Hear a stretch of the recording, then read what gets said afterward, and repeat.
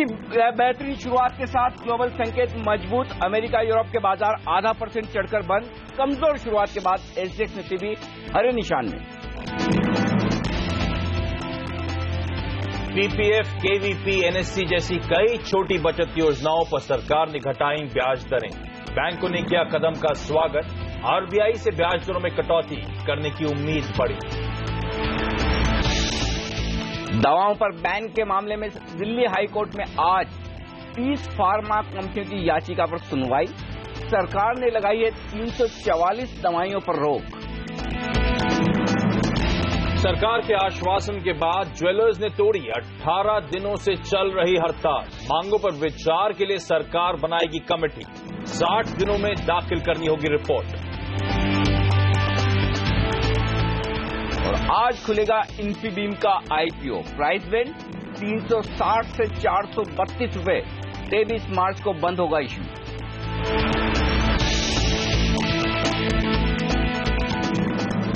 और भारतीय बाजारों के लिए हफ्ते की शुरुआत करने के लिए बेहतरीन संकेत। छोटा हफ्ता लेकिन दुनिया भर के बाजार है बेहद मजबूत। और वीकेंड जबरदस्त, जहां हिंदुस्तान ने पाकिस्तान को T20 मैच में धूल चटाई। तो आज बेहतरीन मूड माहौल के साथ हम कर रहे हैं शुरुआत। ऐसे में क्या हो आपकी रणनीति, इस पर हमारा खास फोकस। नमस्कार, मार्केट काउंटडाउन में आप सबका स्वागत है। मैं हूं अनिल सिंह भी। नमस्कार, मैं हूं आशीष वर्मा और आज आपको कमाई के मौके बताने के लिए हमारे साथ हैं हमारे एक्सपर्ट्स manasjaiswal.com के मानस जायसवाल और प्रेसिजन इन्वेस्टमेंट्स के सीआईओ और हेड ऑफ रिसर्च अविनाश गोराक्षकर। इन दोनों से कार्यक्रम में आगे बातचीत की शुरुआत करेंगे, लेकिन इस समय सबसे पहले सिंगापुर में जो हमारा निफ्टी लिस्टेड है एसजीएक्स निफ्टी दिखा रहा है, लगातार वहां पे ध्यान रखें मजबूती बढ़ती हुई। शुरुआत लाल निशान के साथ हुई थी और अब आपको 1/3% के आसपास के उछाल के साथ एसजीएक्स निफ्टी कामकाज करता हुआ नजर आएगा। दरअसल एशिया में जापान जैसे कुछ इंपॉर्टेंट मार्केट्स आज मार्केट हॉलिडे के चलते ध्यान रखें बंद है। अदरवाइज ग्लोबल सेटअप पॉजिटिव है। फ्राइडे को हमने देखा था अमेरिकन मार्केट्स में मजबूती के साथ कामकाज। तो वो जब से फेड मीट का आउटकम आया है वो खरीदारी का सिलसिला कंटिन्यू होता हुआ अमेरिका में। यूरोप में भी जो इंपॉर्टेंट यूरोजोन के मार्केट्स हैं, चाहे वो जर्मनी हो चाहे वो फ्रांस के बाजार हो, आधे % के आसपास के उछाल के साथ वो मार्केट्स भी क्लोज होते हुए नजर आए थे। और शायद इसीलिए लो लेवल से स्मार्ट रिकवरी एसजीएक्स निफ्टी में दिखाता हुआ। अनिल ने स्पेसिफिकली हाईलाइट करा था एक छोटा हफ्ता। ध्यान रखें सिर्फ 3 कारोबारी सत्र है हमारे पास, मंडे, ट्यूसडे और वेडनेसडे, क्योंकि गुरुवार को होली और शुक्रवार को गुड फ्राइडे के चलते मार्केट ऑफ रहने वाले हैं, मार्केट बंद रहेंगे।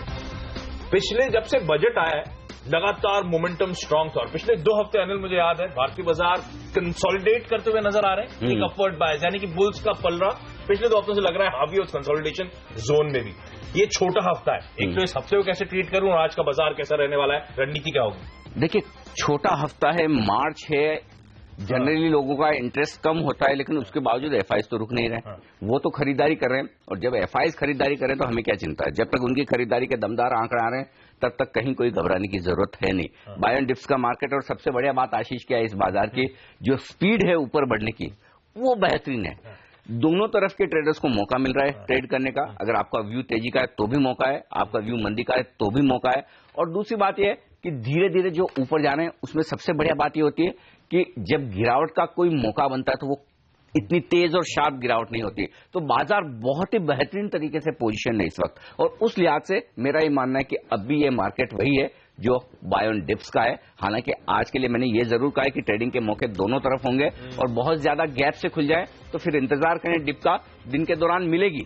ये मत सोचे कि हमने बस मिस कर दिए अब क्या करें, आपको मौका मिलेगा। लेकिन अगर शुरुआत हो, शुक्रवार के लेवल के आसपास खुले, ज्यादा ऊपर न खुले, खरीद ले निफ्टी। 7550 आपका स्टॉप लॉस होना चाहिए इंट्राडे के लिए और पोजिशनल ट्रेडर्स के लिए स्टॉप लॉस होगा 7500 का। 7600 के लेवल को आज मैंने निर्णायक तौर पर चुना है। उसके ऊपर आप हैं तेजी में रहें, उसके नीचे है तो मंदी में न रहें, लेकिन थोड़ा सा मूड कमजोरी का रहेगा। टारगेट क्या है?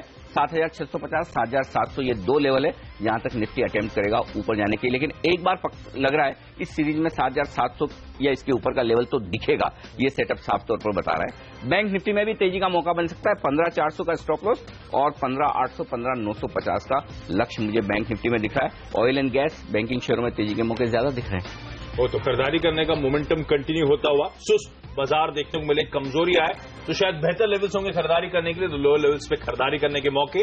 और इवेंचुअली अनिल जो टारगेट्स मान रहे हैं 7650 से 7700 तक के लेवल्स तक शायद इंडियन मार्केट जाते हुए नजर आए। जहां तक एफआई की खरीद की बात है, मैं देख रहा था पिछले 12 कारोबारी सत्रों में महज एक सत्र था जहां पे 50-55 करोड़ रुपए के आसपास का एक शायद सेल नंबर आया था। अदरवाइज 11 ट्रेडिंग सेशंस में हमने 10,500 करोड़ रुपए के आसपास की एफआई की कैश मार्केट में बाइंग देखी है। लेकिन चलिए, manasjaiswal.com के मानस जायसवाल में हमारे साथ जुड़े हैं। मानस, हाय, गुड मॉर्निंग। क्या करना चाहिए सर, खरीद डालूं? Good morning. देखिए, पिछले हफ्ते की एक्टिविटी देखिए तो पहले निफ्टी ने 100 दिनों का मूविंग एवरेज टेस्ट किया, वहां पर हमें करेक्शन देखने को मिला, बट उस करेक्शन पे 50 डे मूविंग एवरेज के नीचे निफ्टी नहीं गया। और उसके बाद इवेंचुअली लास्ट ट्रेडिंग सेशंस में निफ्टी ने अपना 100 दिनों का मूविंग एवरेज को ब्रेक किया।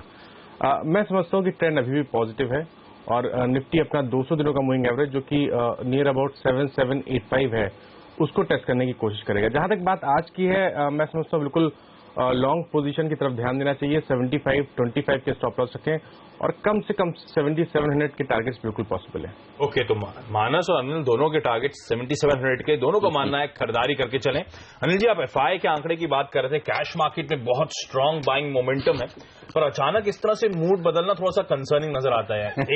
एक जहन में बात आती है कि ये हॉट मनी तो नहीं है, जितनी तेजी से उतनी जल्दी निकलता हुआ नजर आएगा, क्योंकि ग्लोबल सेटअप, ये सच है कि इमर्जिंग मार्केट में भी उछाल आया था, हम उसी तर्ज पे शायद हम भी पैसा अट्रैक्ट कर रहे हैं। लेकिन एफआई के खरीद के आंकड़े, एफआई के आंकड़े क्या कह रहे हैं भारतीय? चिंता आपकी वाजिब है। हाँ। कि लेकिन एक चीज जो समझनी पड़ेगी कि जो तेजी बनी है भारतीय बाजारों में, भले वो बजट के तुरंत बाद बनी हो, कि 29 को हमने बजट देखा था, 29 फरवरी को, और 1 मार्च से तेजी शुरू हो गई, लेकिन इसका मतलब ये नहीं कि बजट की वजह से ही तेजी हुई है। इस तेजी में काफी कुछ योगदान ग्लोबल मार्केट्स की रिकवरी का है। तो जब तक ग्लोबल मार्केट्स मजबूत है, अच्छी बात क्या हो रही है आशीष की, ग्लोबल मार्केट्स में अब आपको पता है ब्याज दरें बढ़ेंगी नहीं, तो आपको कम ब्याज दरों पर ही डेट में पैसा रखना पड़ेगा। कई जगह नेगेटिव इंटरेस्ट रेट है, तो लोगों को मजबूरी में इक्विटी में पैसा डालना है, और ये पैसा ईटीएफ्स का आ रहा है, इमर्जिंग मार्केट्स में भी उनको अलोकेशन मिल रहा है, तो इसलिए मुझे नहीं लगता कि ये पैसा जल्दी निकलने वाला है। तो ये पैसा कम से कम 4-6 महीने टिकने वाला पैसा दिख रहा है। उसके बाद देखेंगे अमेरिका में क्या होता है। तो 1700 करोड़ की कैश मार्केट की जो खरीदारी का आंकड़ा है शुक्रवार का, जबरदस्त है। मतलब ये लग नहीं रहा था, और इस सीरीज का मेरे ख्याल से कैश मार्केट में सबसे बेहतरीन 2 आंकड़ों में से एक ही है। तो इतनी खरीदारी अगर 7600 के लेवल पर एफआईज कर रहे हैं, बड़ी बात है। दूसरी बात, इसके साथ वायदा कारोबार में कोई खास बिकवाली है नहीं। स्टॉक फ्यूचर्स में मुश्किल से 170 करोड़ बेचे, तब भी नेट आपको 1500-1600 करोड़ की खरीदारी दिख रही है। ऊपर से आप देखिए, इंडेक्स फ्यूचर्स में खरीदारी की है 490 करोड़ के आसपास की, वो दमदार आंकड़ा है।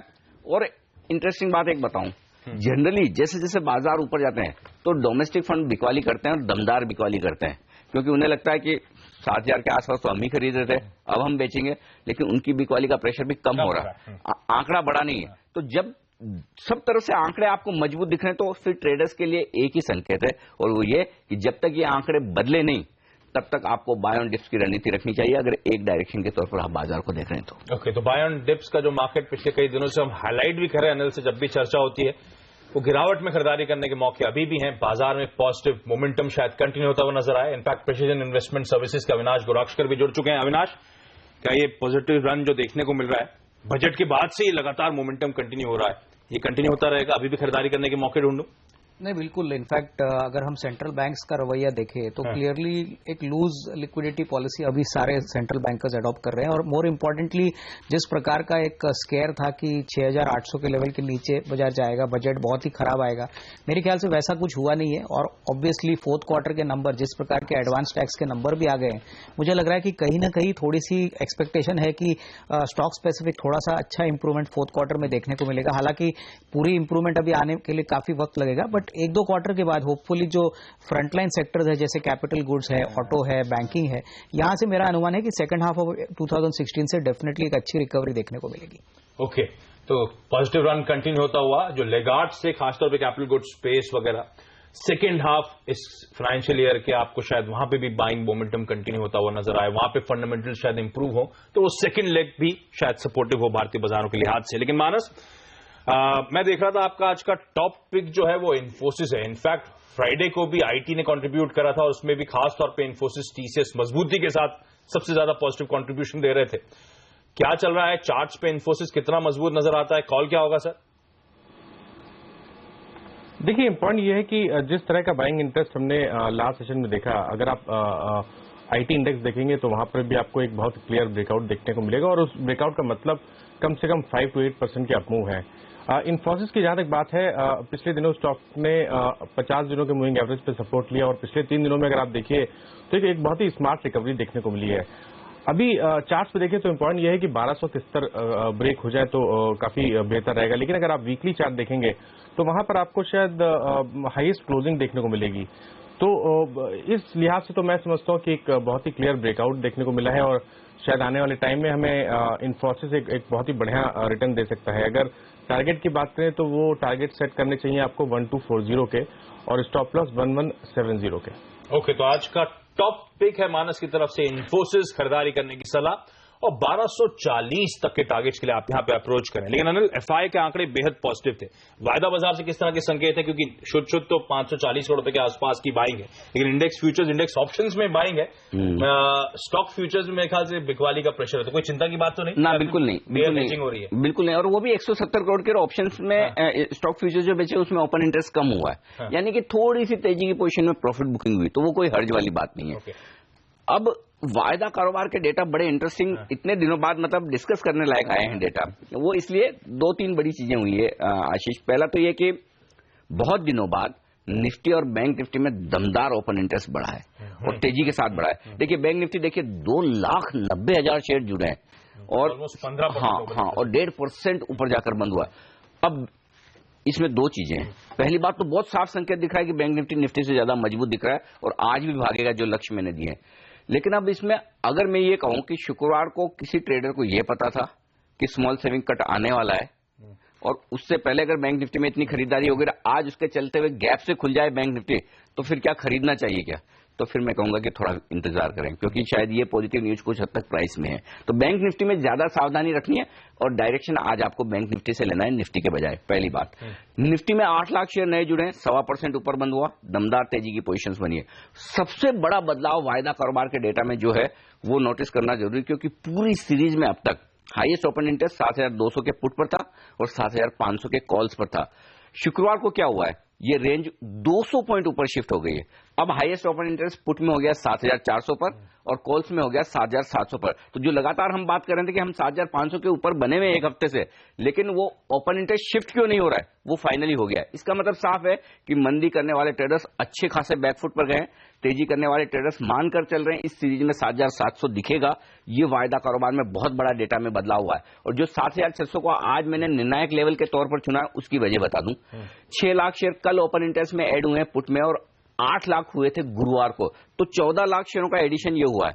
यानी कि वो ट्रेडर्स हैं जिन्होंने 14 लाख शेयर पुट के बेचे हैं 2 सेशन में, वो पूरी कोशिश करेंगे कि बाजार उसके नीचे न जाए, वहां होल्ड करता हुआ दिखे। 10-15 पॉइंट ऊपर नीचे होना अलग बात है। तो उस लिहाज से लगता है 7,600 अगर गैप से खुल जाए तो एक इंटरडे में सपोर्ट का काम कर सकता है। तो ओवरऑल वायदा कारोबार के डेटा बेहद पॉजिटिव, इसमें कोई डाउट तो इसका मतलब जो फ्राइडे को दोपहर 2 बजे के बाद तगड़ी बाइंग आई थी, वो फ्रेश लॉन्ग्स ऐड होते हुए नजर आए, जेन्युइन बाइंग हुई है 100%। ये तो बहुत सबसे बड़ी बात है, वायदा कारोबार में भी लॉन्ग बने हैं, सिर्फ शॉर्ट कवरिंग नहीं है। और कैश मार्केट में 1,700 करोड़ के आंकड़ा बता रहा है कि खरीद कर गए हैं लोग। और मुझे लगता है कि अब बैंक निफ्टी को या निफ्टी को टॉप बनाना है, वो टॉप शायद 5 अप्रैल के आसपास, या जिस दिन आरबीआई की तरफ से रेट कट आए उस दिन टॉप बनेगा, अगर बनना है तो, उसके पहले नहीं। ग्रेट। तो फिर आज बैंक्स में आउट परफॉर्मेंस, हालांकि हमने शुक्रवार को भी देखा था बैंक्स में आउट परफॉर्मेंस था, ओपन इंटरेस्ट में तगड़ा 15% के आसपास का उछाल था, तगड़े फ्रेश लॉन्ग्स बनते हुए नजर आए। और शुक्रवार बाजार बंद होने के बाद शाम को जो खबर आई है वो बड़ी पॉजिटिव है कि स्मॉल सेविंग्स कट कर दिए गए, तो दरों में कटौती हुई, चाहे वो पीपीएफ हो, किसान विकास पत्र हो, नेशनल सेविंग सर्टिफिकेट्स हो, इन सब में जो दरों में कटौती करी है सरकार ने, उसके बाद होप्स जाग गई हैं कि शायद दरों में आरबीआई भी कटौती जल्द करता हुआ नजर आएगा। और अब तो आपको याद है 5 अप्रैल को क्रेडिट पॉलिसी है, तो उसका भी होप्स बिल्डअप होते हुए नजर आएंगे, खासतौर पे फ्राइडे के स्मॉल सेविंग कट के बाद। तो शायद बैंक्स में आउट परफॉर्मेंस कंटिन्यू होता हुआ नजर आए। और भारतीय बाजार में अनिल से जब चेक लिया था, हालांकि मानस का भी मानना, अविनाश का भी मानना कि पॉजिटिव मोमेंटम जो है, पॉजिटिव रन जो है इंडियन मार्केट्स में शायद कंटिन्यू होता हुआ नजर आए। लेकिन चलिए यहां पे एक छोटा सा ब्रेक लूंगा। ब्रेक के बाद बाजार के तमाम निफ्टी पे कॉल्स, बाजार के तमाम दिग्गज एक्सपर्ट्स की, और साथ साथ आज के टॉप शेयर्स जो खबरों की वजह से हरकत में रहे।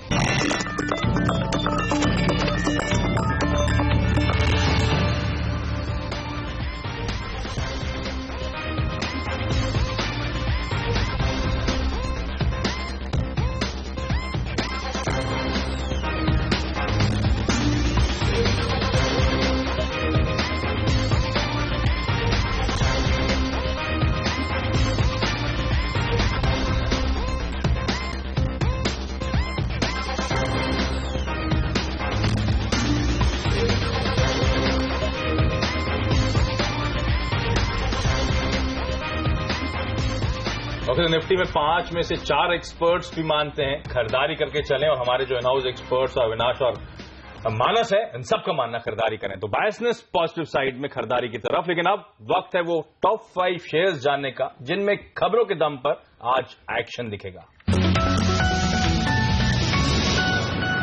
औरोबिंदो फार्मा के लिए बेहद पॉजिटिव खबर। इनकी एक बड़ी मुश्किल सी दवा है, उसके लिए यूएस एफडीए से मंजूरी मिली है और लगातार एक के बाद एक मंजूरी मिल रही है औरोबिंदो फार्मा को। तो आज स्टॉक रहेगा एक्शन में।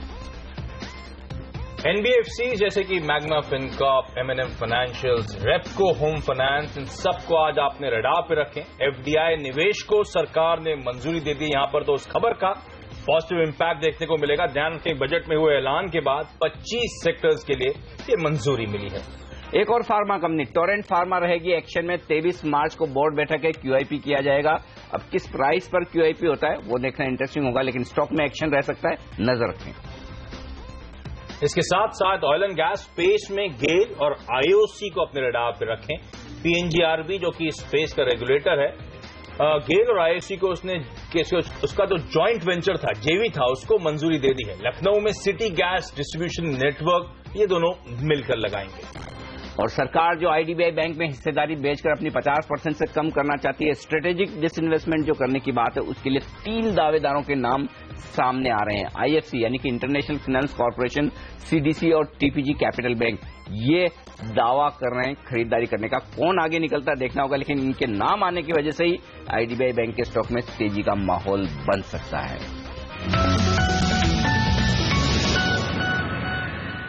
चलिए आपको बता दूं, सीएनबीसी आवाज पर जल्द शुरू होने वाला है एडवाइजरी का सबसे बड़ा महासंग्राम। देखिए मार्केट एक्सपर्ट्स के इस महामुकाबले में कौन होगा प्रो एडवाइजरी चैंपियनशिप सीजन 1 का विजेता, किसे मिलेगा इंडिया का बेस्ट एनालिस्ट का खिताब।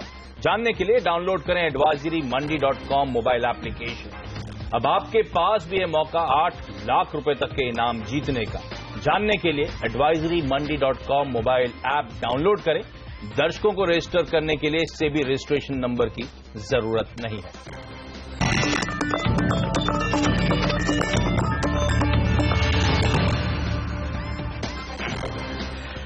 हमारे एक्सपर्ट्स हमारे साथ हैं मानस जायसवाल और अविनाश गोरक्षकर। अविनाश, ये बताइए आज किन शेयरों पर आपकी नजर है, कहां आपको मौके दिखते हैं खरीदारी बिकवाली करने के, ये बता दीजिए। नहीं, मुझे लग रहा है कि बैंकिंग में आईसीआईसीआई बैंक, पीएसयू में एसबीआई और सीमेंट स्टॉक्स में मुझे लग रहा है कि अल्ट्राटेक, ये 2-3 शेयर्स में मुझे लग रहा है कि कंटिन्यूड मोमेंटम पॉजिटिव रहेगा। इनफैक्ट बैंकिंग पे तो मैं समझता हूं कि जिस प्रकार का कट स्मॉल सेविंग्स पे और पीपीएफ पे आया है, इसका एक क्लियर सिग्नल है कि आने वाली पॉलिसी में रेट कट आएगा। ऑब्वियसली रेट कट अगर 50 बेसिस पॉइंट का आता है, क्योंकि अभी 25 बेसिस पॉइंट तो मोरलेस डिस्काउंट हो, अगर ये जिस तरह से मेरे ख्याल से कितना 1 से 1.25% तक भी रेट कट किए स्मॉल सेविंग पे, तो उस हिसाब से क्या 0.5% नहीं करना चाहिए आरबीआई गवर्नर को? I think more the better Anil ji. I think actually market में तो अगर 75 बेसिस तो बोलो, दिल खोल के जितना चाहिए बोलो ना, आप घबरा क्यों रहे हो? I think 50 basis point cut is something मुझे लग रहा है कि रीजनेबल है, और अगर वो भी अगर आता है तो मेरे ख्याल से मार्केट्स ने उसको पूरी तरह से डिस्काउंट किया नहीं। आपने जैसे कहा कि 5 अप्रैल को मार्केट टॉप बनाएगा, मुझे लग रहा है कि एक बार रेट कट आने के बाद और थोड़ा एक्टिविटी मार्केट में आएगी। मतलब टॉप काफी, मतलब टॉप मतलब मैं नहीं कह रहा हूँ कि उसके ऊपर जाए, लेकिन ये है कि उस दिन अगर आपको 0.5% मिल जाए तो सोने पे सोना। हाँ, तो इसका मतलब टॉप नहीं बनेगा। नहीं। हाँ, उस दिन 0.25% मिले तो टॉप बनेगा। तो हो सकता है, वैसा है। ओके, तो बैंकिंग को लेकर सब पॉजिटिव है। इनफैक्ट मानस, जो 2 स्टॉक्स के अविनाश ने बात करी, एसबीआई और आईसीआईसीआई, मुझे याद है बीते हफ्ते तो बहुत तगड़ा परफॉर्मेंस था। आईसीआईसीआई 7.5% के आसपास का उछाल, और एसबीआई में मेरे ख्याल से 6-6.5% का बीते हफ्ता हमने देखा था गेन्स देखने को मिले थे। इन दोनों के चार्ट देख के बताइए सर। देखिए, इन दोनों में बेहतर अगर हम ज्यादा देखें तो वो स्टेट बैंक ऑफ इंडिया है, क्योंकि जनवरी में भी देखिए तो 185 के आसपास स्टॉक ने रेजिस्टेंस फेस किया था, और मार्च की स्टार्टिंग में भी देखिए तो भी स्टॉक ने 189 के आसपास रेजिस्टेंस फेस किया था। और लास्ट सेशन में ये रेजिस्टेंस ब्रेक हुए हैं, तो मैं समझता हूँ कि काफी पॉजिटिव है स्टॉक के लिए। 50 दिनों के मूविंग एवरेज के ऊपर स्टॉक ट्रेड कर रहा है। आप बिल्कुल उम्मीद कर सकते हैं कि कम से कम ट्रेडिंग के लिहाज से 1 से 2 दिनों के लिए 200 रुपए के टारगेट तो बिल्कुल पॉसिबल है, बट उम्मीद तो 220 या 225 की करनी चाहिए, जो कि 200 दिनों का मूविंग एवरेज है। तो मेरी राय में आप अगर टारगेट सेट करके चले आने वाले 2 से 3 हफ्ते में 220 या 225 के, तो बहुत ही बढ़िया रिटर्न दे सकता है। और डाउन साइड की अगर बात करें तो 180 एक स्ट्रॉन्ग सपोर्ट है, तो उसके नीचे अपना स्टॉप लॉस रखें। अच्छा, फटाफट ये बता दीजिए मानस, बैंक निफ्टी पर भी तेजी करनी चाहिए क्या? कॉल से क्या टारगेट्स हैं? बिल्कुल, बैंक निफ्टी में भी जिस तरह का ब्रेकआउट हमने लास्ट सेशन में देखा है, आप उम्मीद कर सकते हैं कि बैंक निफ्टी 16,000 के लेवल्स टच करेगा। तो बिल्कुल 15,480 का स्टॉप लॉस रखें और लॉन्ग पोजीशन बनाएं। बट अगर थोड़े से लंबे नजरिए की बात करें तो मेरा टारगेट रहेगा करीब 16,400 के आसपास। ओके, तो ये है लंबे नजरिए के लिहाज से 16,000 के पार भी निकलेगा। वक्त एक ब्रेक का, ब्रेक के बाद लौटेंगे। फोकस पूरी तरह से स्टॉक्स पर, कहां है ट्रेडिंग के मौके, खबरों के दम पर बताएंगे इस ब्रेक के बाद।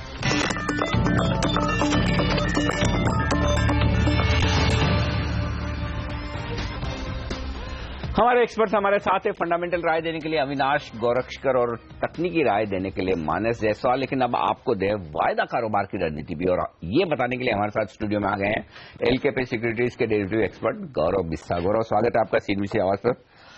क्या लग रहा है कितना ऊपर जाएगा ये 7,700 पर जो हाईएस्ट ओपन इंटरेस्ट शिफ्ट हुआ है कॉल्स में, लगता है वो तो इसी सीरीज में आ जाएगा? Good morning. देखिए, जो संभावना बन रही है, जो आप देखेंगे सिर्फ 7,700 में शिफ्टिंग, आप देखेंगे ये एक्सपायरी की जो स्टार्ट है, सीरीज की स्टार्ट है, वहां से दिख रहा था कि थोड़े बहुत एक्सपांशन हो रहा है, सीरीज का फंडामेंटल शिफ्ट हो रहा है as far option are concern.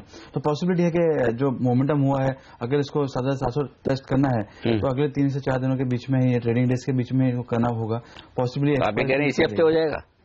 अब मुझे लग रहा है जो सबसे हो रहा है 7,500 का अच्छा बेस बन जाएगा। अगर निफ्टी 1 या 2 दिन यहाँ पे सस्टेन कर भी लेता है तो जो 7,500 है वहां पे काफी एक साइकोलॉजिकल इंपॉर्टेंस है। और अगर आप 6-8 महीने का देखेंगे, it use to have highest Y concentration, पहले पुट में था, फिर कॉल में शिफ्ट हुआ, तो फिर से मुझे लग रहा है काफी सारे पुट राइडिंग चालू हो जाएगी। अगर आप ऑप्शंस का प्रीमियम देखेंगे, अभी भी वो हाई है, एवरेज से हाई है, तो दर्शा रहा है कि अभी भी राइटिंग की अपॉर्चुनिटीज है। तो अभी लोगों का जो पैराडाइम शिफ्ट हुआ है, जो बाय ऑन डिप्स हो गया है रणनीति अभी लोगों की, तो मेरा मानना है कि एक बार 7,500 अच्छा बेस बनते हुए देखेगा और आपको एक बार 7,700 टेस्ट कर सकता है ये सीरीज में। वो अगर सस्टेन कर गया तो शायद ऊपर के लेवल्स भी ओपन हो जाएंगे फिर। ओके, तो सभी का मानना है पॉजिटिव बायसनेस होगी। अब मैं स्टॉक्स पे फोकस करना चाहूंगा। काफी ब्रॉडर बात हमने कर ली है मैक्रोज की, एक एक करके। और सबसे इंपॉर्टेंट बीते हफ्ते अगर सबके जहन में स्टॉक था वो था ल्यूपिन। फ्राइडे को तगड़ी पिटाई होती हुई नजर आई, मेरे ख्याल से फ्रेश शॉर्ट्स बनते हुए नजर आए थे उस स्टॉक में। ओपन इंटरेस्ट 12.5% के आसपास उछला था और पूरे हफ्ते बीते 16% के आसपास ही कमजोरी थी। अविनाश, फंडामेंटली में कॉल लूंगा, लेकिन पहले गौरव, क्या लग रहा है? देखिए, इसमें शॉर्ट्स तो काफी बने हैं। अब जस्ट बिकॉज ये 1,800 से 1,500 के करीब आ चुका है तो आपको 20% का गिरावट आपको देखने मिली है, तो टेक्निकल बाउंस आ जाए तो आ जाए। बट जब तक मैं इसमें शॉर्ट कवरिंग नहीं देख रहा हूं, मैं इसमें बाइंग की सलाह नहीं दूंगा, क्योंकि इसमें ट्रैप होने के चांसेस काफी ज्यादा है। अगर आप पिछले 2 या 3 दिन का देखेंगे, इसने बाइंग अपॉर्चुनिटीज दी थी, लोगों ने उसमें बाइंग की और वो फंस गए। ये इमीडिएट सपोर्ट वाला यहाँ से पर उछाल आएगी, 10% स्टॉक गिर चुका है, तो लोगों ने उस राशन से बाय किया। फ्राइडे का मूव सरप्राइजिंग था, 7-8% के आसपास की वायदे में तगड़ी पिटाई थी। अविनाश, मुझे ऐसा लगता है ये कभी ये लार्ज कैप स्टॉक्स हैं या मिड कैप फार्मा कंपनी है, ये समझ में नहीं आता। वैसे फार्मा बहुत रेजिलिएंट हुआ करता था ऑफ लेट, जिस तरह से सारी दिग्गजों की पिटाई, सन फार्मा के बाद डॉक्टर रेड्डीज लेबोरेटरीज, अब ल्यूपिन जैसा ब्लू चिप काउंटर। कितनी बुरी खबर है जो आई थी एक्चुअली गोवा प्लांट को लेकर, क्या बाजार ने अभी तक उसे फैक्टर इन नहीं करा इस भाव में? नहीं, मुझे लग रहा है कि मार्केट्स काफी डिसअपॉइंटेड है, क्योंकि थर्ड क्वार्टर में मैनेजमेंट ने क्लियरली कहा था कि ऐसा कोई नेगेटिव सरप्राइज आएगा नहीं, यूएस मार्केट्स, डोमेस्टिक मार्केट्स में अच्छी ग्रोथ आएगी। आई थिंक मार्केट्स अभी इस पॉइंट पे डिसअपॉइंटेड है कि शायद आने वाले 1-2 क्वार्टर्स के लिए आशीष अर्निंग्स रिकवरी थोड़ी सी और वीक रहेगी। और ये जो इशू आया है वो मेरे ख्याल से पहले मैनेजमेंट ने क्लेरिफाई किया था कि इसका कोई बड़ा सिग्निफिकेंट इम्पैक्ट अर्निंग्स पे नहीं आएगा। बट आई थिंक जिस प्रकार का न्यूज़फुल लास्ट हफ्ते में आया है, इससे क्लियरली एनालिस्ट का मानना है कि at least next quarter, fourth quarter as well as first quarter of FY17, यहाँ पे अर्निंग्स कम से कम 4-5% और हिट होगी। तो अभी बॉटम फिशिंग का टाइम नहीं है? नहीं, शायद मुझे लग रहा है कि जिस प्रकार से फ्राइडे को भी गिरा है, उसका मतलब जेन्युइनली कुछ डिलीवरी बेस्ड सेलिंग हुई है। तो I would suggest wait and watch. Okay, और आपको बता दूं दिल्ली हाईकोर्ट में आज मामला है 29 कंपनियों की याचिका पर सुनवाई का, जहां सरकार ने पिछले हफ्ते 344 ऐसी दवाएं हैं जिन पर रोक लगा दी थी, जो दवाएं जिनके नाम हमें आपको याद रहते थे, कोरेक्स, डीकोल्ड, विक्स, एक्शन 500, समझ में आते हैं। हाँ, अब सब नए नाम याद करने पड़ेंगे आपको अगर इन दवाओं पर बैन नहीं आएगा। तो आशीष, तो आपके लिए एक और बड़ा काम हो गया ये तो अब आज सुनवाई होने वाली है, देखते हैं कंपनियों को राहत मिलती है या नहीं मिलती है। अगर राहत मिली तो अच्छी बात है। तो फार्मा कंपनियां आज एक्शन में रहेगी भरपूर, ये ध्यान में जरूर रखिए। लेकिन ऑयल एंड गैस सेक्टर ये भी एक्शन में रहने वाला है। बढ़िया तेजी हो रही है, केन इंडिया लीड कर रहा है और बाकी स्टॉक्स भी दमदार प्रदर्शन कर रहे हैं। अब इन लेवल्स पर कुछ खरीदना है गौरव, वायदा कारोबार के ट्रेडर्स को, तो क्या खरीदें? देखिए, पोजीशंस बन चुकी है ओएनजीसी में, थोड़ा और मोमेंटम बाकी है। 220 से 225 के लेवल्स आ सकते हैं, लेकिन मैं ऑप्शंस के साथ प्ले करने की सलाह दूंगा, क्योंकि ऑलरेडी काफी मूव कर चुका है और काफी नोटोरियस है कि एक बार ऊपर जाके तो मेरे को याद है पिछले हफ्ते बात हो रही थी 204 205 के ऊपर का एक ब्रेकआउट चाहिए था, वो मिला शायद। जी जी राइट जी। और उसके बाद देखा कि क्विक सक्सेशन में 215 तक भी आ चुका है, 214 215 आ चुका है। तो यहाँ से जो मैं ये कह रहा हूँ, या तो आप डिप्स के लिए वेट कीजिए तो आपको और बेनिफिट होगा, तब आप फ्यूचर्स में कर सकते हैं। या अभी मोमेंटम में प्ले करना है तो थोड़ा सेफ प्ले होगा कि आप 220 से कॉल वगैरह ले लेंगे, तो वो शायद मेरे से थोड़ा बेटर प्ले हो जाएगा। ओके, तो ओएनजीसी मोमेंटम शायद वहां पे कंटिन्यू होता हुआ नजर आया। वैसे ऑयल एंड गैस स्पेस में हमने देखा है उछाल, और वो भी क्यों ना कच्चा तेल लेवल से बहुत स्मार्ट रिकवरी दिखाते हुए नाइमेक्स और ब्रेंट अब तो $40 के ऊपर आपको कामकाज करते हुए नजर आएंगे। और जल्दी वो ओपेक नॉन ओपेक की बैठक भी होने वाली है, जहां पे शायद लग रहा है सहमति बनती हुई नजर आए प्रोडक्शन फ्रीज को लेकर, या हो सकता है प्रोडक्शन कट को लेकर। खैर, वो आउटकम अवेटेड है कीनली।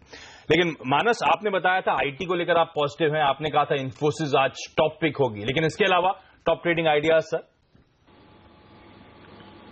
देखिए, दो स्टॉक पे नजर रहेगी। पहला तो भारत फोर्ज रहेगा, जहां पर अगर आप देखिए तो मेरे ख्याल से 7 ट्रेडिंग सेशन से स्टॉक 790 795 के आसपास सपोर्ट ले रहा था, बट उसके साथ ही 840 जो कि 100 दिनों का मूविंग एवरेज था, वहां पर रेजिस्टेंस फेस कर रहा था।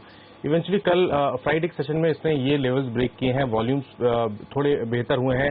मैं उम्मीद करता हूं कि एक शार्प अप मूव देखने को मिलेगा। 880 तक के टारगेट सेट करके चलें और 832 के स्टॉप लॉस रखें। दूसरा स्टॉक बैंकिंग स्पेस से सिंडिकेट बैंक का रहेगा।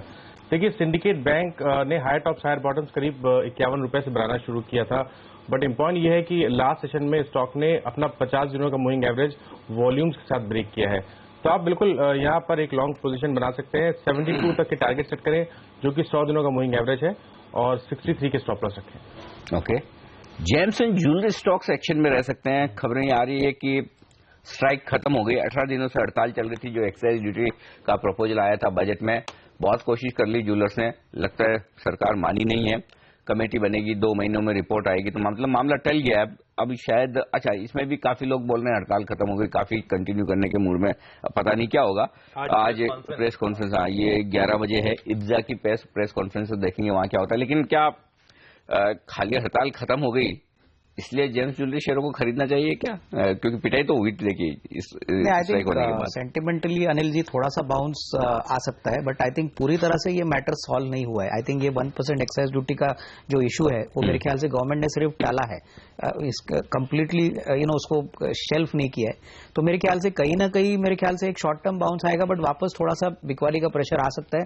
ऑलरेडी हमने देखा है कि अगर हम परफॉर्मेंसेज देखें टाइटन, पीसी ज्वेलर्स, टीपीजेड, तो मुझे लग रहा है कि ऑन ग्राउंड अभी भी सिनेरियो ऐसा है कि डिमांड इतनी जोर से बढ़ी नहीं है। तो मेरे ख्याल से आई थिंक एक टेक्निकल बाउंस जरूर आ सकता है, at least stocks like PC jewellers जो एफएनओ स्पेस में। हाँ, वही पूछ लेते हैं गौरव से। पीसी ज्वेलर्स बहुत पिटा है एक्चुअली। इसके लिए तो मुझे लगता है कि ये एफएनओ में आना ही अशुभ हो गया एक्चुअली। मतलब जब से एफएनओ में आया, जो मार पड़ी है, कभी कभी लोग सोचते होंगे ऐसा बढ़िया कैश के स्टॉक ही ठीक है, कम से कम लोग शॉर्ट तो नहीं कर सकते। अभी क्या शॉर्ट कवरिंग होगी क्या इस खबर पे? और अगर होगी तो फिर खरीदना चाहिए या उछाल आने देर वहां बेचे?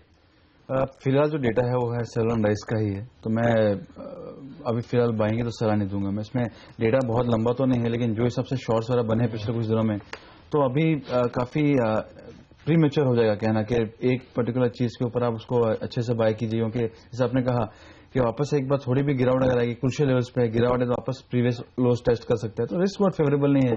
तो फिर वैसे स्टॉक्स में भी फिलहाल एक्सपोजर क्यों ले? ओके, चलिए पीसी ज्वेलर से दूर ही रहें तो बेहतर होगा, अभी भी शायद कमजोरी देखने को मिल सकती है। हमारे तीनों एक्सपर्ट्स हमारे साथ बने हुए हैं। ब्रेक के बाद भी स्टॉक स्पेसिफिक एक्शन कंटिन्यू करेंगे। ध्यान रखें, एम्फेसिस एक ऐसा स्टॉक है जो आज हरकत में रह सकता है। खबरें हैं कि वो शायद जल्द डील हो सकती है ब्लैकस्टोन के साथ, उसका जल्द अनाउंसमेंट आ सकता है। साथ साथ आपको याद होगा फ्राइडे के ट्रेड में और इनफैक्ट पिछले कुछ ट्रेडिंग सेशन से सीमेंट स्टॉक्स में बहुत तगड़ा मोमेंटम है। In specific stocks, in specific sectors पे एक चेक इस छोटे से ब्रेक के बाद।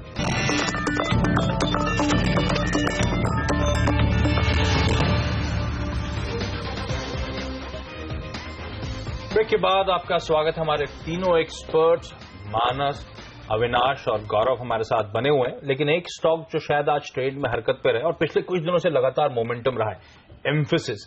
बीते हफ्ते अगर मैं सही हूं तो 10% का उछाल आया था। कहा जा रहा है वो एचपी का जो स्टेक है वो जल्द बिकता हुआ नजर आएगा और अब तो रिपोर्ट सजेस्ट कर रही है बहुत स्ट्रांगली कि ब्लैकस्टोन फ्रंट रनर है। लेकिन अविनाश, आज जो खबरें इस तरह की आ रही हैं कि शायद आज कल में इस डील का अनाउंसमेंट और शायद एक सिग्निफिकेंट डिस्काउंट पे होता हुआ नजर आएगा।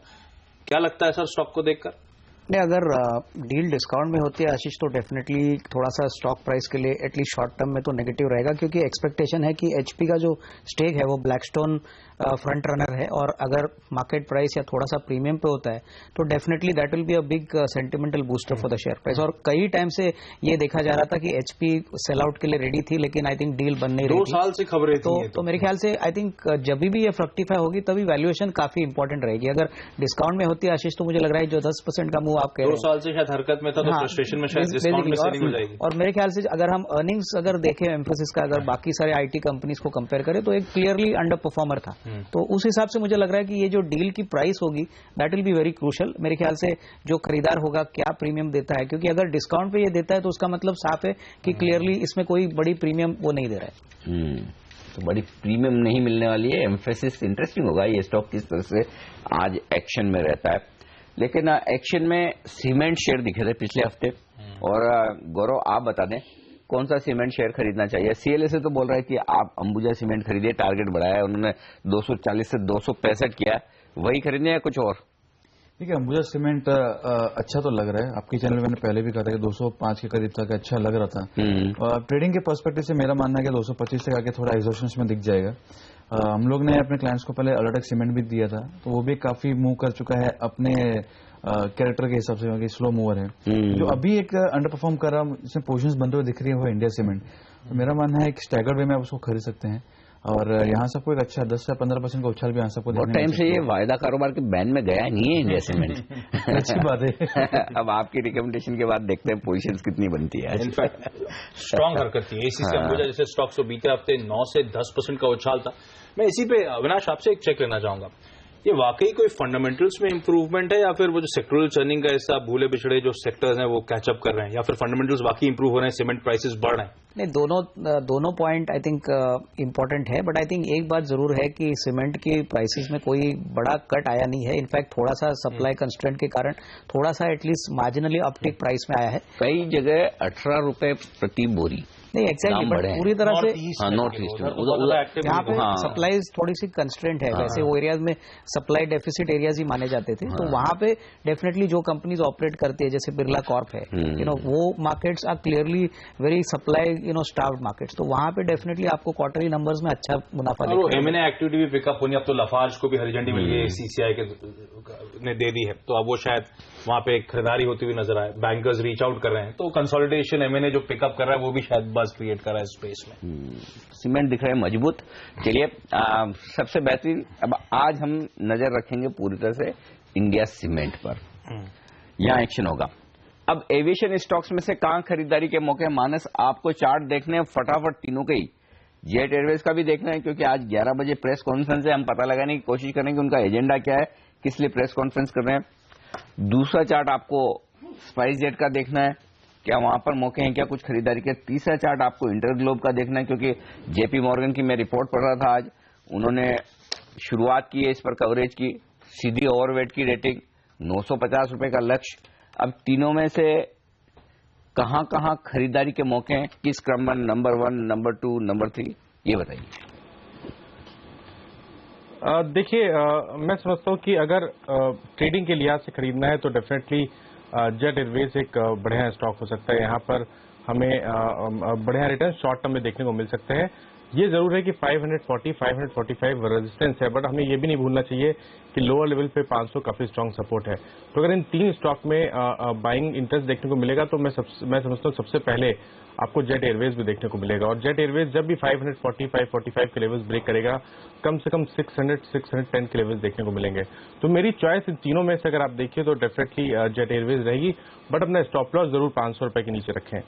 इंडिगो की जहां तक बात है, काफी नया स्टॉक है और ट्रेडिंग के लिहाज से मैं समझता हूं कि जब तक स्टॉक 850, 860 के लेवल्स ब्रेक ना करे, यहां पर लॉन्ग पोजीशन नहीं बनानी चाहिए। और तीसरा स्टॉक स्पाइस जेट की अगर आप बात करें तो स्पाइस जेट में दिक्कत यह है कि जिस तरह lower top lower bottom chart से बन रहे हैं, ऐसा लगता है कि शायद अभी भी नीचे के टारगेट्स पॉसिबल हैं, जो कि कम से कम 51 रुपए के हैं, जो कि 200 दिनों का मूविंग एवरेज है।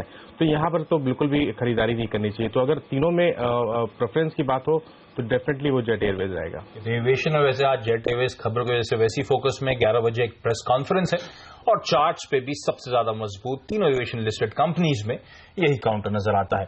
एक स्टॉक और जो हरकत पे है वो है वोल्टास। फ्राइडे के ट्रेडिंग सेशन में 7% का उछाल, ओपन इंटरेस्ट में मेरे ख्याल से 6-7% की बढ़त देखने को मिली थी।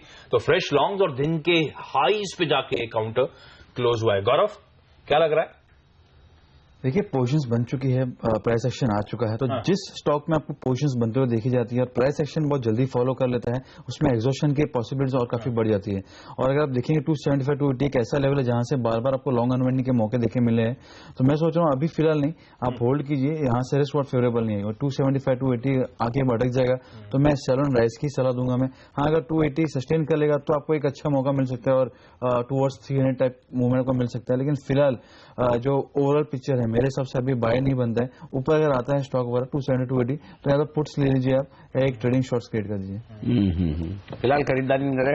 भाग्य है शेयर, आप लेट हो चुके हैं, अगर खरीदारी का मन बना रहे तो। टोरेंट फार्मा ये स्टॉक है, इस पर चार्ट्स पर राय बता दें फटाफट मानस। QIP 23 मार्च यानी कि परसों होगा इसका। जनरली तो QIP वैसे डिस्काउंट पर होते हैं, पता नहीं डिस्काउंट पर होगा, प्रीमियम पर होगा, क्या भाव पर होगा, जो भी हो। चार्ट पर कहां अहम लेवल से सपोर्ट और रेजिस्टेंस के लिहाज से, और अगर कोई ट्रेडिंग का मौका दिखता है आपको तो बता दीजिए। देखिए, 1650 से लोअर टॉप लोअर बॉटम बन रहे थे। फरवरी में 1189 के लोज बने। उसके बाद पॉजिटिव चीज केवल ये हुई है कि 1189 के लेवल्स ब्रेक नहीं हुए हैं। हायर लोज तो बने हैं, बट अभी भी हायर टॉप चार्ट पे नहीं दिख रहा है। 200 दिनों का मूविंग एवरेज के नीचे स्टॉक ट्रेड कर रहा है। इसलिए मैं समझता हूं जब तक स्टॉक 200 दिनों का मूविंग एवरेज जो कि 1350 के आसपास है, उसको ब्रेक करके उसके ऊपर क्लोज ना हो, यहाँ पर लॉन्ग पोजीशन ना ही बनाए तो बेहतर है। ओके, लेकिन चलिए यहाँ पे एक छोटा सा ब्रेक लूंगा। ब्रेक के बाद भी स्टॉक स्पेसिफिक एक्शन पे बातचीत जारी। आपको याद होगा फ्राइडे के ट्रेडिंग सेशन में HDFC में तगड़ी डिलीवरी बेस्ड बाइंग होती हुई नजर आई, और आज तो वो स्टॉक फोकस में रहेगा क्योंकि बोर्ड मीटिंग है अंतरिम डिविडेंड को लेकर। तो उस स्टॉक पे कॉल लेने की कोशिश करेंगे और साथ साथ तमाम NBFC जो हमने स्टॉक्सी न्यूज में भी हाईलाइट करा था, आज हरकत में रह सकती हैं जिस तरह की खबरें आ रही हैं FDI निवेश को लेकर। उस पॉकेट पे एक छोटा सा चेक।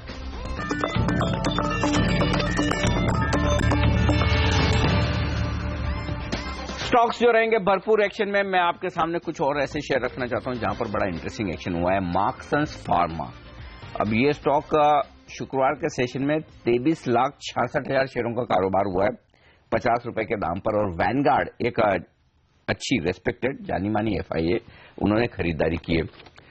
फंडामेंटल राय ली जाए, मार्क्संस ट्रैक कर रहे हैं आप आजकल?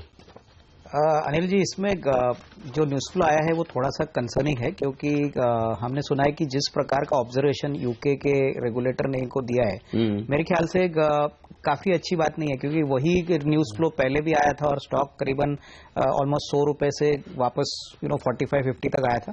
तो मुझे लग रहा है जब तक कोई कंफर्म पुष्टि मैनेजमेंट के साइड से नहीं आती, क्योंकि उनकी गोवा प्लांट को लेकर अभी बीच में ही कोई पॉजिटिव न्यूज फ्लो आया था, बट अभी वापस अगर यूके रेगुलेटर से अगर कोई नेगेटिव मतलब बेसिकली खबरों का डर है, खबरों का डर है। ये शेयर जब भी कोई न्यूज फ्लो नेगेटिव आता है तो बहुत तेजी से गिरता है। तो वैनगार्ड ले तो ले, हमें नहीं लेना है। नहीं, I think better to wait and watch rather than jumping the gun. सब में ये है एक्चुअली। मतलब अब तक तो फार्मा कंपनी की दवाएं रिएक्शन होती थी, खबरों पर रिएक्शन पूछा। मार्क्स से चार्ट पूछ लेते हैं, क्योंकि मानस को खबरों से कोई फर्क नहीं पड़ता। वो चार्ट देखते, प्राइस देखते, वॉल्यूम देखते हैं, एक्शन देखते हैं। मानस क्या कहेंगे आप, मार्क्स खरीदना चाहिए क्या?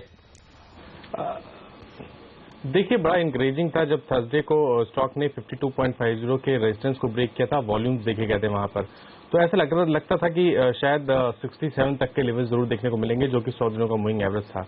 पर बड़ा डिसअपॉइंटमेंट फ्राइडे के सेशन में ही देखने को मिला, जब 50 दिनों का मूविंग एवरेज ही ब्रेक नहीं कर पाया स्टॉक, और वहां पर सेलिंग प्रेशर वॉल्यूम्स के साथ देखने को मिला। तो अब तो मैं समझता हूं कि अगर किसी को फ्रेश बनाने हैं तो वो 57 के ऊपर ही बनाने हैं, जो कि 50 दिनों का मूविंग एवरेज है। बट अगर किसी के पास लॉन्ग पोजीशन है तो मैं समझता हूं थोड़ा इंतजार और कर लें, अभी निकलने की जरूरत नहीं है। 47 का एक स्ट्रिक्ट स्टॉप लॉस लगाएं, अगर स्टॉक 47 के नीचे जाए तभी स्टॉक से निकले, अदरवाइज बने रहें स्टॉक में। ओके, बने रहे 47 के, लेकिन एक स्ट्रिक्ट स्टॉप लॉस के साथ। गौरव, HDFC हमने हालांकि कल फ्राइडे को तो अच्छी खासी डिलीवरी बेस्ड बाइंग देखी है, 50 DMA के आसपास शायद ये स्टॉक कामकाज कर रहा है। आज खबरों की वजह से हरकत में रहेगा, अंतरिम डिविडेंड पे बोर्ड बैठक है, लेकिन किस तरह का बिल्डअप है सर? देखिए, इसमें थोड़ा कंफ्यूजन है। अगर आप देखेंगे OI बढ़ रहा है, लेकिन इतना ज्यादा OI में बहुत भारी एडिशंस वगैरह भी नहीं है, और प्राइस एक्शन भी मोरलेस वहीं पे ही है। अगर आप देखेंगे तो हावर अराउंड कर रहा है 50 DMA, आपने कहा वहां पर ही है, तो यहाँ पे कोई व्यू बनते आ नहीं रहा है। और फोर्सफुली व्यू दे मेरे हिसाब से ये वो स्टॉक है नहीं, ये वो स्टॉक है। हम कोई दबाव थोड़ी बना रहे हैं आप पर। नहीं लगता तो कुछ, हमारे पास बहुत सारे स्टॉक है, हम दूसरे पूछेंगे। चलिए, IDBI बैंक खरीदेंगे, वो एक है, उसमें पोर्शन वगैरह बन रही है, उसमें थोड़ा बहुत एक्शन भी देखने मिल रहा है, तो वो अगर चाहिए तो आप वो ले सकते हैं। मोमेंटम वगैरह में भी है, बैंकिंग स्पेस में एक्शन है दूसरे में, तो आप मिड कैप PSUs ले लीजिए, SBI जैसे ले लीजिए, एक्सिस बैंक ने काफी अच्छा पोजीशन ब्रेकआउट दिया, तो काफी सारे ऑप्शंस है आपके पास। चलिए, IDBI और IDBI बैंक में 3 दावेदार सामने आ रहे हैं, IFCI, CDC और TPG। ये स्टेक खरीद सकते हैं, सरकार को तो बेचना ही है। चलिए, इंटरेस्टिंग एक्शन, तो IDBI बैंक में खरीदारी का ज्यादा बेहतर मौका। लेकिन एक छोटे से ब्रेक का वक्त है, और ब्रेक के बाद हम मार्केट का भरपूर एक्शन लेकर आने वाले हैं आपके लिए, क्योंकि इस ब्रेक के बाद शुरुआत करेंगे हम प्री ओपनिंग सेशन की। बताएंगे आपको कि SGX निफ्टी की तर्ज पर भारतीय बाजार क्या उतने ही मजबूत खुल पाते हैं। रुपए की ओपनिंग पर रखेंगे नजर, जहां पर जबरदस्त मजबूती लगातार होती दिख रही है। साथ ही हम बताएंगे आपको फॉरेन ब्रोकरेजेस कहां पर आज अपनी रिपोर्ट्स लेकर आए, स्टॉक 2020 का रिकैप और सारा एक्शन पहला सौदा में इस छोटे से ब्रेक के बाद।